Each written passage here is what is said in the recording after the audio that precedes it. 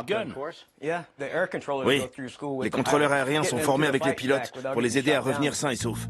Kevin Day était l'opérateur radar en chef sur l'USS Princeton. Kevin a longtemps servi dans la Navy, et pour obtenir les galons qu'il a obtenus, il faut être très bon.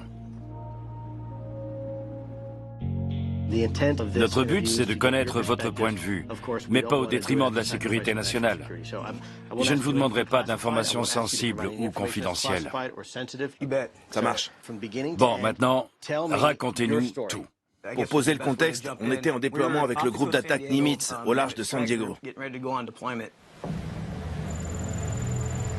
Le Princeton faisait partie du groupe aéronaval d'attaque mené par l'USS Nimitz lors d'une mission d'entraînement au sud-ouest de San Diego, quand Kevin Day a envoyé 2 pilotes intercepter un appareil non identifié détecté sur son radar. Ça ne volait pas comme un avion. Il faisait dans les 12 mètres, blanc, sans ailes, sans réacteur, ni gouverne.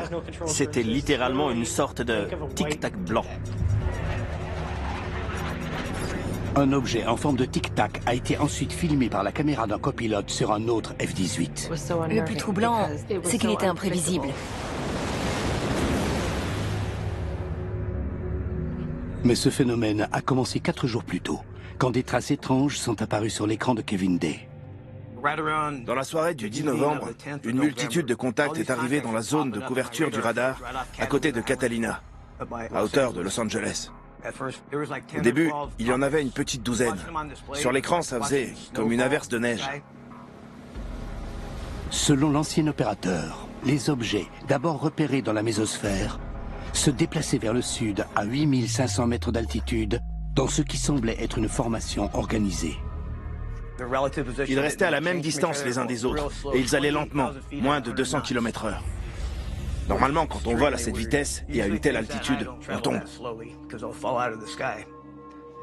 On va faire un truc. Imaginons que cette feuille représente l'écran, ok? Oui. Dessinez-moi ce que vous avez vu. On a le Nimitz, le Princeton, le Chaffee et le Higgins. Et là, au niveau de Catalina, je vois ces objets qui ressemblaient à ça. Ils allaient tous vers le sud à moins de 200 km/h. Et au bout d'un moment, il y en avait plus d'une centaine.